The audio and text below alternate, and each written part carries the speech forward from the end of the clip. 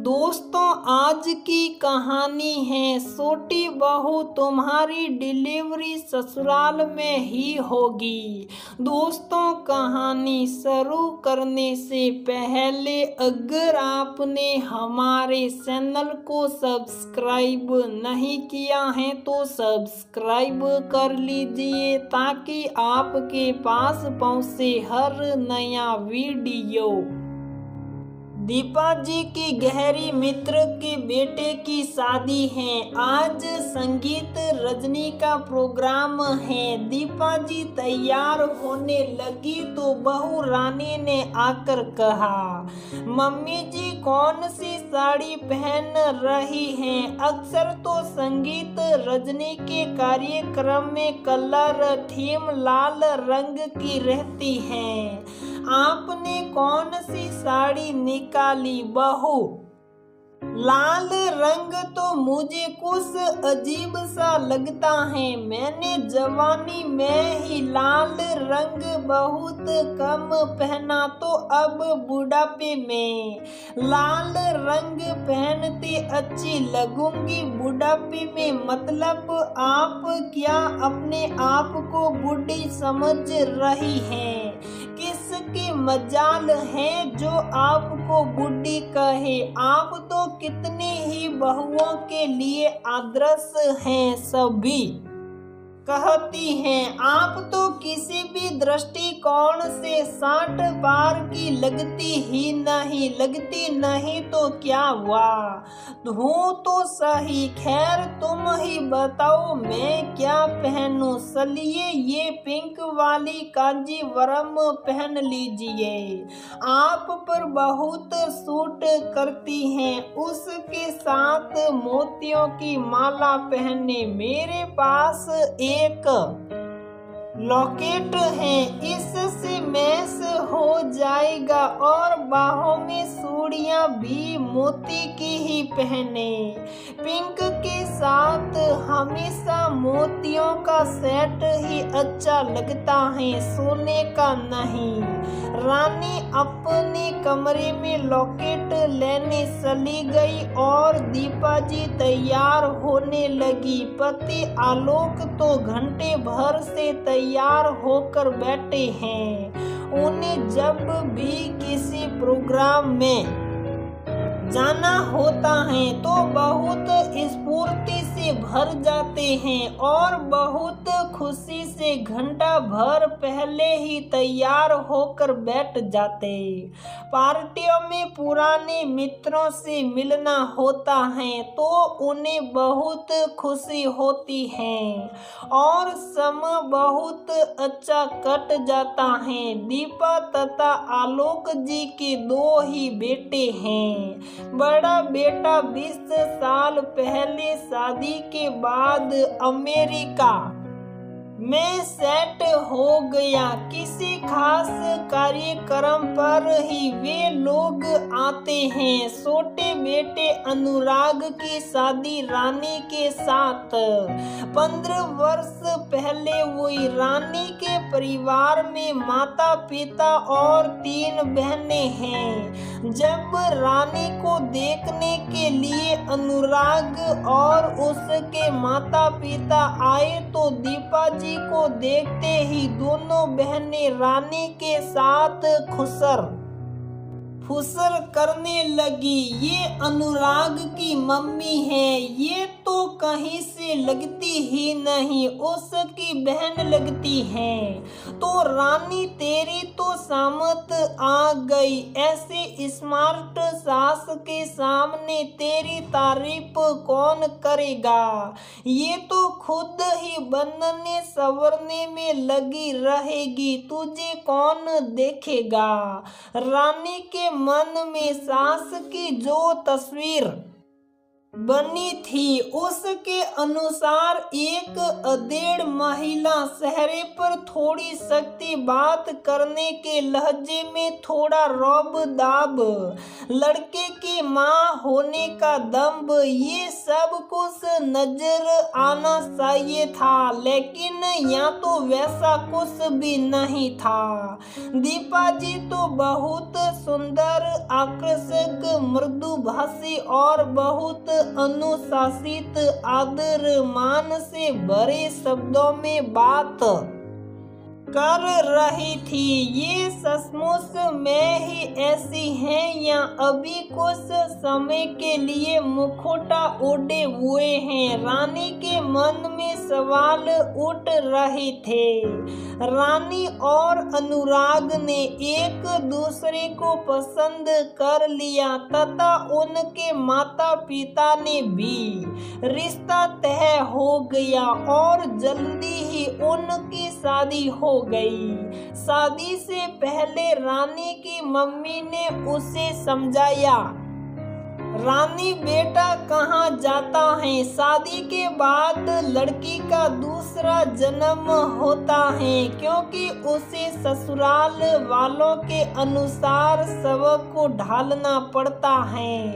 मैं ये नहीं कह रही कि तुम अपने आप को पूरी तरह बदल डालो या उचित अनुचित को आंखें मूंद स्वीकार कर लो, लेकिन मेरी कुछ बातों पर ध्यान देना। जिस तरह तुम्हारे मन में कुछ सवाल होंगे कि पता नहीं ससुराल में सास ससुर और पति का स्वभाव कैसा होगा, मन में डर भी होगा, वहाँ के रीति रिवाज, रहन सहन, खान पान, सबके साथ किस तरह एडजस्ट हो पाऊंगी।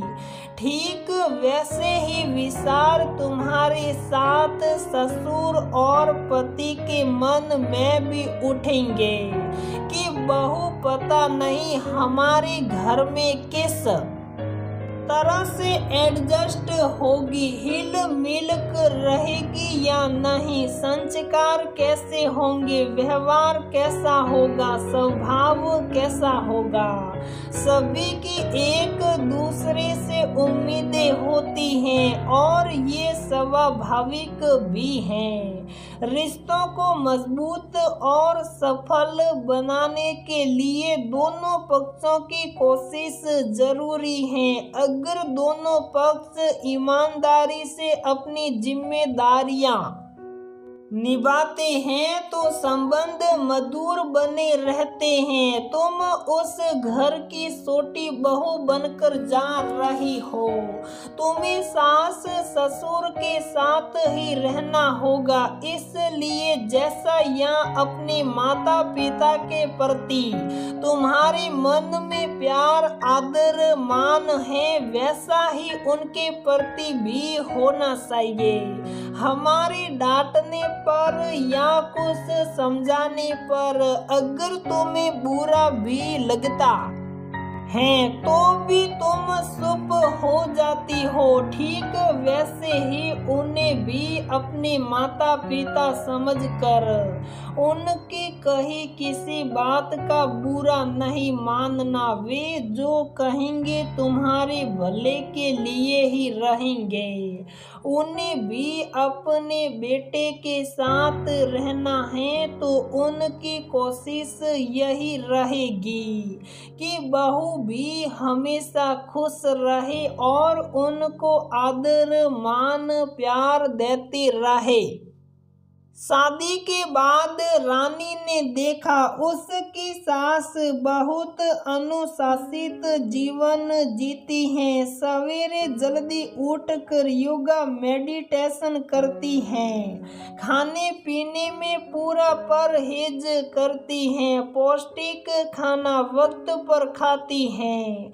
शाम के वक्त सास ससुर दोनों मोहल्ले में बने पार्क में चले जाते हैं, घंटा भर वहां बिताते हैं, कुछ देर वॉक करते हैं और कुछ देर हम उम्र लोगों के साथ गपशप करते हैं। जब लौटते हैं तो एकदम फ्रेश लगते हैं।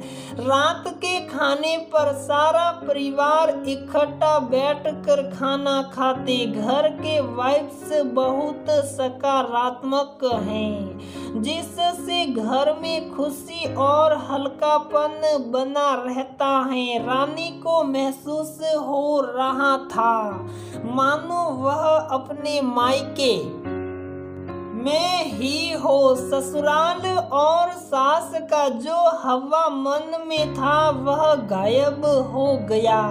शादी के 1 साल बीतते ही रानी गर्भवती हो गई। उस समय एक माँ की तरह दीपा जी ने उसका जो खास ख्याल रखा, उसने रानी के मन में सास के प्रति प्रेम आदर के साथ ही विश्वास भी पैदा कर दिया। उन दिनों कई बार वे अपने बाहर जाने के कार्यक्रम, किट्टी पार्टी में जाने तक को स्थगित कर देती। वे जानती थी कि स्त्री के जीवन में इस अवस्था का क्या महत्व है। डॉक्टर ने बताया कि बच्चे की पोजीशन के हिसाब से ऑपरेशन तो करना ही पड़ेगा। ऐन वक्त पर कुछ समस्या भी आ सकती है, इसलिए दीपा जी ने यही निर्णय किया कि उसकी डिलीवरी ससुराल में ही की जाएगी। क्योंकि रानी का मायका कस्बे नुमा शहर था और वहाँ इतनी सुविधाएं पता नहीं मिल पाई या नहीं। ये सोचकर उन्होंने ये निर्णय लिया वक्त पर रानी की मम्मी को भी वहीं बुला लिया जाएगा। समय आने पर रानी ने खूबसूरत गुड़िया को जन्म दिया। डॉक्टरों के प्रयास से माँ बेटी दोनों स्वस्थ रहे। 1.25 महीने तक दीपा जी ने रानी को पूरी तरह से आराम तथा बहुत पौष्टिक खाना देकर बहुत अच्छी देखभाल की। गुड़िया के आने से घर में रौनक बढ़ गई। दादी की तो वह बेहद लाडली थी। वे उसके साथ खेलती, उसे घुमाने ले जाती, उसे अच्छे अच्छे संस्कार देती, कहानियां सुनाती। समय गुजरता गया, एक बेटा भी हो गया। अब दोनों स्कूल में पढ़ते हैं। दीपा जी और रानी के रिश्ते को देखकर समाज के लोग मिसाल देते हैं। लगता ही नहीं कि ये सास बहू हैं, लगता है माँ बेटी हैं। हमेशा प्रसन्नता और स्फूर्ति से भरी होने के कारण दीपा जी बहुत सक्रिय रहती हैं और अपनी उम्र से कम 15 वर्ष छोटी लगती हैं। चेहरे और आंखों में आकर्षक चमक हमेशा बनी रहती हैं। जब सास बहू इकट्ठी किसी प्रोग्राम में जाती हैं तो तैयार होने के बाद एक दूसरे से पूछती हैं, ठीक लग रही हो।